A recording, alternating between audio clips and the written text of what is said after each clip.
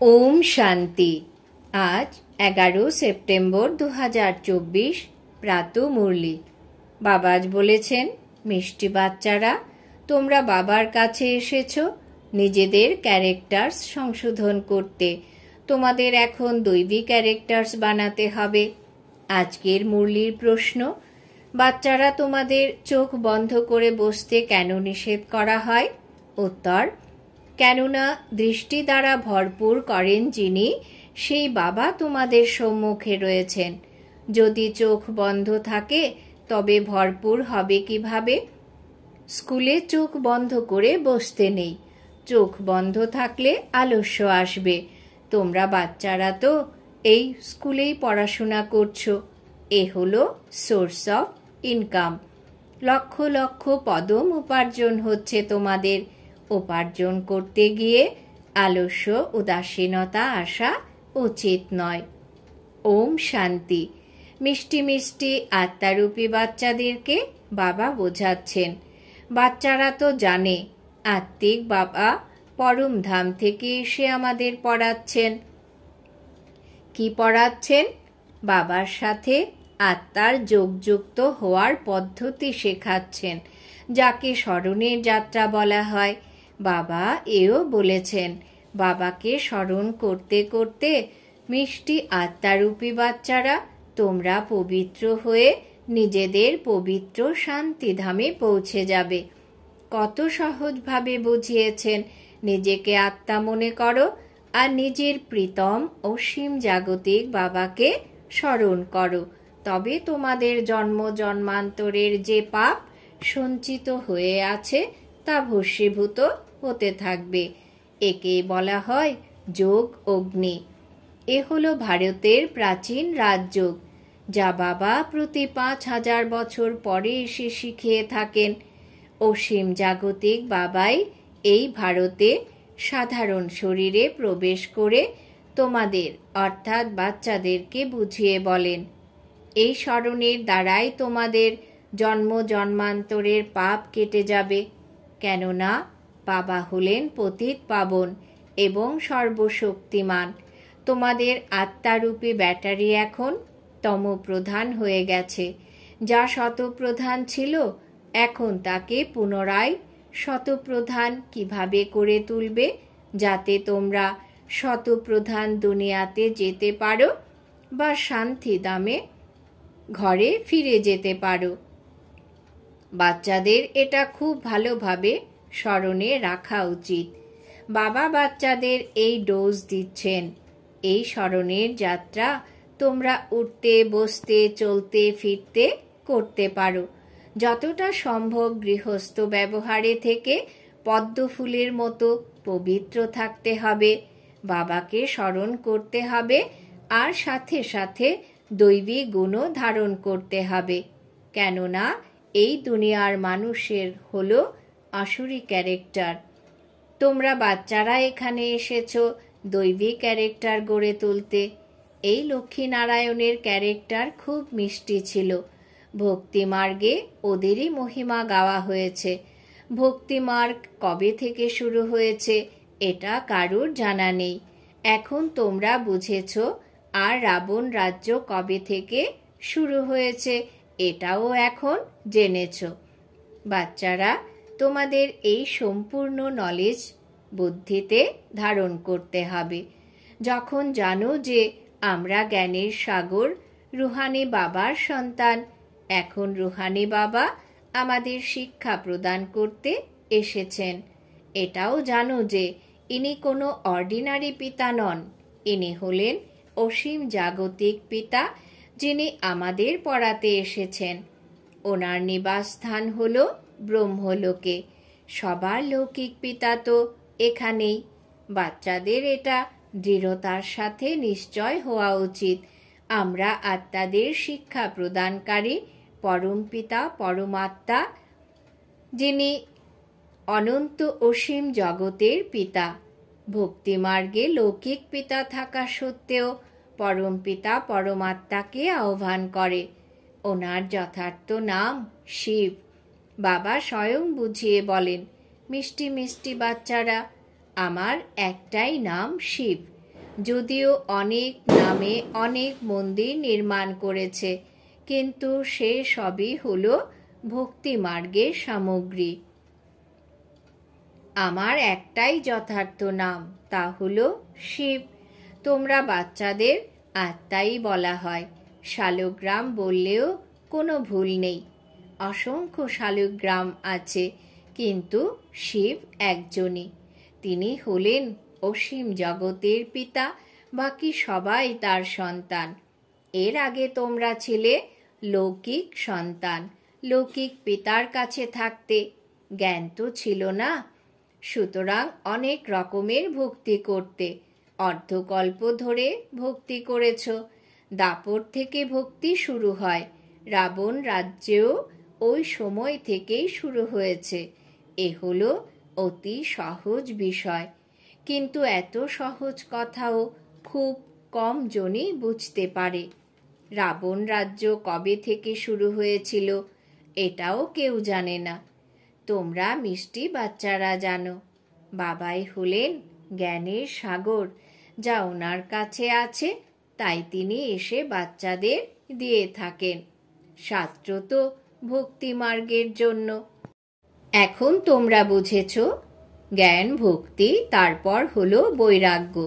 এই তিনটি হলো প্রধান। সন্ন্যাসীরাও জানে জ্ঞান, ভক্তি আর বৈরাগ্য, কিন্তু সন্ন্যাসীদের হলো নিজেদের সসীম বৈরাগ্য। ওরা অসীম জগতের বৈরাগ্য সম্পর্কে শেখাতে অপারগ। দুই প্রকারের বৈরাগ্য রয়েছে।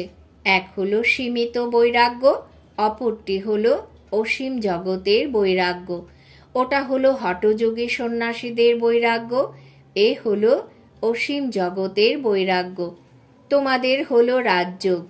ওরা ঘরবাড়ি ছেড়ে জঙ্গলে চলে যায়, সুতরাং ওদের সন্ন্যাসী নাম দেওয়া হয়। হঠযোগী ঘরবাড়ি ছেড়ে চলে যায় পবিত্র থাকার জন্য। এটাও ভালো। বাবা বলেন, ভারত তো পবিত্র ছিল, এর মতো পবিত্র খণ্ড আর কিছু হয় না। ভারতের এত উচ্চ মহিমার কথা ভারতবাসীরা নিজেরাই জানে না।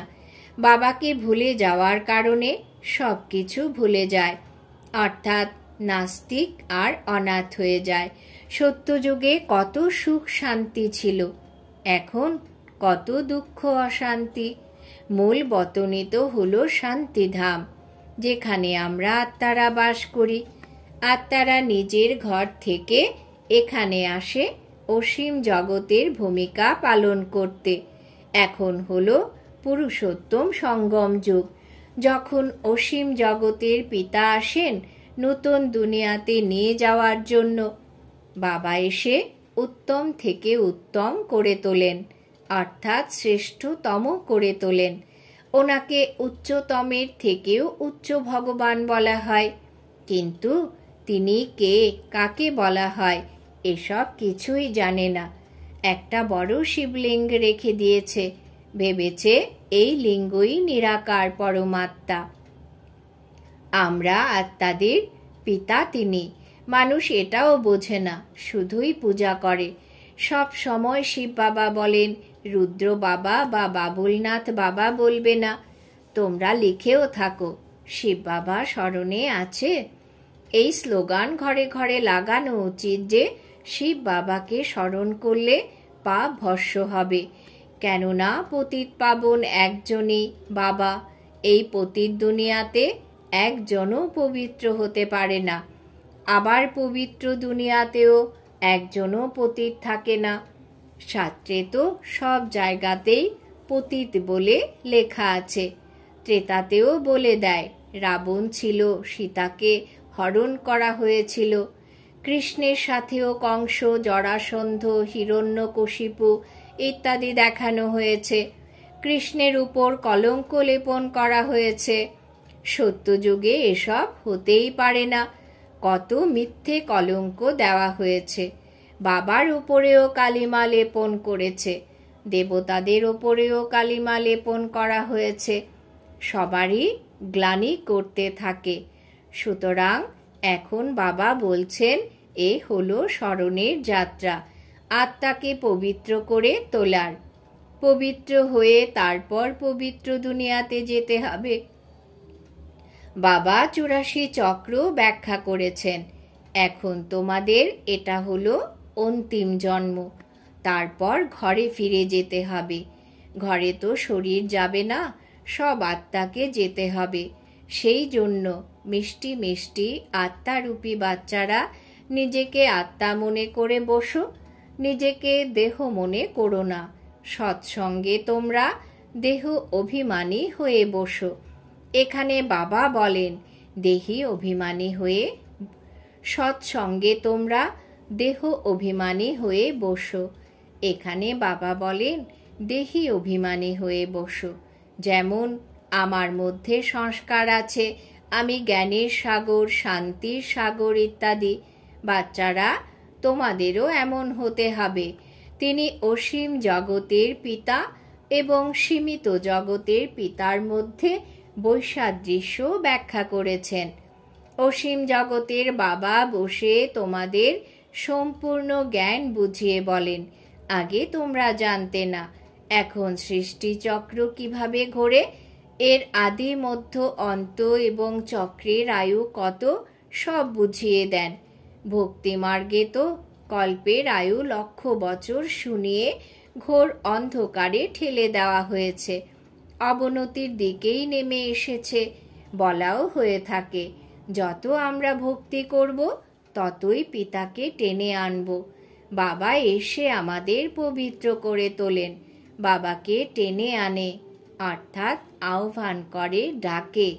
কেননা পতিত হয়ে বড়ই দুঃখী হয়ে পড়ে।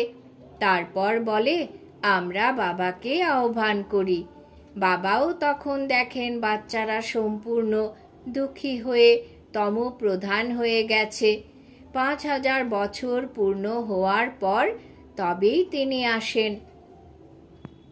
এই ঈশ্বরীয় পঠন পাঠন পুরনো দুনিয়ার জন্যে নয়, তোমাদের আত্মা তা ধারণ করে সাথে নিয়ে যাবে। যেমন আমি জ্ঞানের সাগর, তোমরাও তেমনি জ্ঞানের নদী। এই নলেজ এই দুনিয়ার জন্য নয়। এই দুনিয়া তো ছিছি, শরীরও ছিছি হয়ে গেছে, একে তো ত্যাগ করতে হবে। শরীর তো এখানে পবিত্র হতে পারে না। আমি হলাম আত্মাদের পিতা, আত্মাদের পবিত্র করে তুলতে এসেছি। এই সব বিষয় মানুষ তো কিছুই জানে না। সম্পূর্ণ পাথর বুদ্ধি পতিত হয়ে গেছে, আর সেই জন্যই গেয়ে ওঠে পতিত পাবন। আত্মাই পতিত হয়ে গেছে, আত্মাই সব কিছু করে। ভক্তিও আত্মাই করে, শরীরও আত্মাই ধারণ করে। এখন বাবা বলেন আমি তোমাদের অর্থাৎ আত্মাদের নিয়ে যেতে এসেছি। আমি অসীম জাগতিক পিতা। আত্মারা তোমাদের আহ্বান শুনেই এসেছি। তোমরা কত ডেকেছ, এখনো পর্যন্ত আহ্বান করে বলে, হে পতিত পাবন ও গডফাদার, তুমি এসে যদি এই পুরনো দুনিয়ার থেকে, ডেভিলের থেকে লিবারেট করো, তবে আমরা সবাই ঘরে ফিরে যাব। আর তো কেউ জানেই না যে আমাদের ঘর কোথায়, ঘরে কিভাবে যাব, কবে যাব। মুক্তিতে যাওয়ার জন্য কত মাথা ঠোকে, কত গুরু করে, জন্ম জন্মান্তর ধরে মাথা ঠুকে এসেছে। ওইসব গুরুরা জীবন মুক্তির সুখকে তো জানেই না। ওরা শুধুই মুক্তি চায়, বলেও থাকে বিশ্বে শান্তি কিভাবে হবে। সন্ন্যাসীরাও মুক্তিকেই জানে, জীবন মুক্তিকে জানে না। কিন্তু মুক্তি, জীবন মুক্তি দুয়েরই অবিনাশী উত্তরাধিকার বাবাই প্রদান করে থাকেন। তোমরা যখন জীবন মুক্তিতে থাকো, বাকি সবাই মুক্তিধামে চলে যায়। এখন তোমরা বাচ্চারা নলেজ গ্রহণ করছো। এই রকম হওয়ার জন্য তোমরাই সবচেয়ে বেশি সুখ দেখেছ, তারপর সবচেয়ে বেশি দুঃখ তোমরাই দেখেছ। আদি সনাতন দেবী দেবতা ধর্মের তোমরাই ছিলে, তারপর ধর্মভ্রষ্ট কর্মভ্রষ্ট হয়ে গেছ। তোমরা পবিত্র প্রবৃত্তি মার্গের ছিলে। এই লক্ষ্মী নারায়ণও পবিত্র প্রবৃত্তি মার্গের, ঘরবাড়ি ছেড়ে চলে যাওয়া, এটা সন্ন্যাসীদের ধর্ম। সন্ন্যাসীরা প্রথমে খুব ভালো ছিল, তোমরাও প্রথমে ভালো ছিলে, এখন তমপ্রধান হয়ে গেছো। বাবা বলেন এটাই হলো ড্রামার খেলা। বাবা বোঝান এই পড়াশোনাই হলো নতুন দুনিয়ার জন্য। পতিত শরীর পতিত দুনিয়ায় ড্রামা অনুসারে আমাকে আবার 5000 বছর পরে আসতে হয়। না কল্প লক্ষ বছরের, না আমি সর্বব্যাপী। তোমরা তো আমার গ্লানি করে এসেছো, তারপরও আমি তোমাদের উপকার করি। শিব বাবার যত গ্লানি করা হয়েছে তেমনটা আর কারোর হয়নি।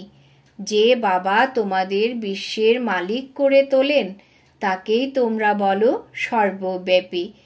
যখন গ্লানির সীমা অতিক্রম করে তখনই আমি এসে উপকার করি। এ হলো পুরুষোত্তম সঙ্গম যুগ, কল্যাণকারী যুগ, যখন তোমাদের পবিত্র করে তুলতে আসি। পবিত্র বানানোর জন্য কত সহজ উপায় বলে দেন। তোমরা ভক্তি মার্গে অনেক ধাক্কা খেয়েছো, পুকুরেও স্নান করতে গেছো, ভেবেছ এর দ্বারাই পবিত্র হয়ে যাব। এখন কোথায় সেই জল, আর কোথায় পতিত পাবন পিতা? ওসব হলো ভক্তি মার্গ, এ হলো জ্ঞান মার্গ। মানুষ কত ঘোর অন্ধকারে পড়ে আছে, কুম্ভকর্ণের নিদ্রায় শায়িত, এ তো তোমরা জানো। গাওয়াও হয়ে থাকে বিনাশকালে বিপরীত বুদ্ধি বিনাশ ডেকে আনে। এখন তোমাদের হলো নম্বর অনুসারে পুরুষার্থ অনুযায়ী প্রীতিবুদ্ধি। এখনো সম্পূর্ণ প্রীতিবুদ্ধি নয়, কেননা মায়া প্রতি মুহূর্তে ভুল করিয়ে দেয়। এ হলো 5 বিকারের লড়াই। 5 বিকারকে রাবণ বলা হয়। রাবণের ওপর গাধার শির দেখানো হয়েছে। বাবা এও বুঝিয়েছেন যে স্কুলে কখনো চোখ বন্ধ করে বসা উচিত নয়।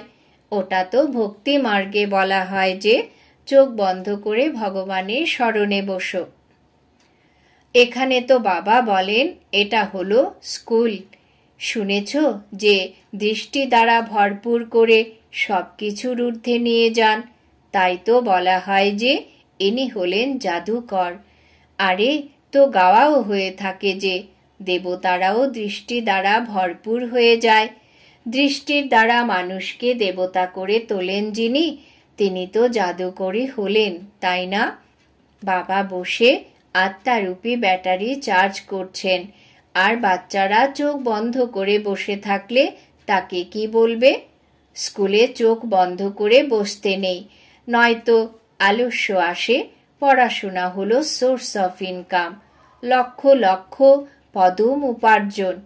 উপার্জন করতে বসে কখনো হাই তুলতে নেই। এখানে আত্মাদেরকে এটা সংশোধন করতে হবে। এটাই হলো এইম অবজেক্ট যার সম্মুখে রয়েছে। তাদের রাজধানী দেখতে হলে দেলওয়াড়া মন্দিরে যাও, ওটা হলো জড় আর এ হলো চৈতন্য। দেলওয়াড়া মন্দির, এখানে দেবতারাও আছে, স্বর্গও আছে। সবার সদ্গতি দাতা আবুতেই আসেন। সেই জন্যই সর্বশ্রেষ্ঠ তীর্থ হলো আবু। ধর্মস্থাপক বা গুরু যারাই আছে সবারই সদ্গতি বাবা এখানে এসেই করেন। এটাই হলো সবচেয়ে বড় তীর্থ, কিন্তু গুপ্ত রূপে, একে কেউ জানে না। আচ্ছা, মিষ্টি মিষ্টি হারানিধি বাচ্চাদের প্রতি মাতা পিতা বাপদাদা স্মরণের স্নেহ সুমন আর সুপ্রভাত। আত্মাদের পিতা তার আত্মারূপী বাচ্চাদেরকে জানাচ্ছেন নমস্কার। আমরা আত্মারূপী বাচ্চারা আমাদের মাতা পিতা বাপদাদাকে জানাই স্মরণের স্নেহ সুমন সুপ্রভাত নমস্কার। ধারণার জন্যে মুখ্য সার। 1 নম্বর, যে সংস্কার বাবার মধ্যে রয়েছে সেই সংস্কারই ধারণ করতে হবে। বাবার সমান জ্ঞানের সাগর হতে হবে। দেহি অভিমানী হয়ে থাকার অভ্যাস করতে হবে। 2 নম্বর, আত্মারূপী ব্যাটারিকে শতপ্রধান করে তোলার জন্য চলতে ফিরতে স্মরণের যাত্রায় থাকতে হবে। দৈবী ক্যারেক্টার্স ধারণ করতে হবে, অত্যন্ত মিষ্টি হতে হবে। বরদান। বাবা আজ বরদান দিয়েছেন, ত্রিকালদর্শী হয়ে দিব্য বুদ্ধির বরদানকে কার্যে প্রয়োগকারী সফলতা সম্পন্ন ভব। ত্রিকালদর্শী হয়ে দিব্য বুদ্ধির বরদানকে কার্যে প্রয়োগকারী সফলতা সম্পন্ন ভব। ব্যাখ্যা। বাপদাদা প্রত্যেক বাচ্চাকে দিব্য বুদ্ধির বরদান দিয়েছেন। দিব্য বুদ্ধির দ্বারাই বাবাকে, নিজেকে আর 3 কালকে স্পষ্টভাবে জানতে পারো, সর্বশক্তিগুলিকে ধারণ করতে পারো। দিব্য বুদ্ধির যুক্ত আত্মা কোনো সংকল্পকে কর্ম বা বাণীতে নিয়ে আসার পূর্বে প্রতিটি বাণী আর কর্মের 3 কালকে জেনে প্র্যাকটিক্যালে নিয়ে আসে। তার সামনে পাস্ট আর ফিউচারও এতটাই স্পষ্ট হয় যতটা প্রেজেন্ট স্পষ্ট হয়। এই রকম দিব্য বুদ্ধি সম্পন্ন আত্মারা ত্রিকালদর্শী হওয়ার কারণে সদা সফলতা সম্পন্ন হয়ে যায়। স্লোগান। সম্পূর্ণ পবিত্রতাকে যে ধারণ করতে পারে সেই পরমানন্দের অনুভব করতে পারে। সম্পূর্ণ পবিত্রতাকে যে ধারণ করতে পারে সেই পরমানন্দের অনুভব করতে পারে। আজকে সমান আমি সফলতা সম্পন্ন আত্মা। ওম শান্তি।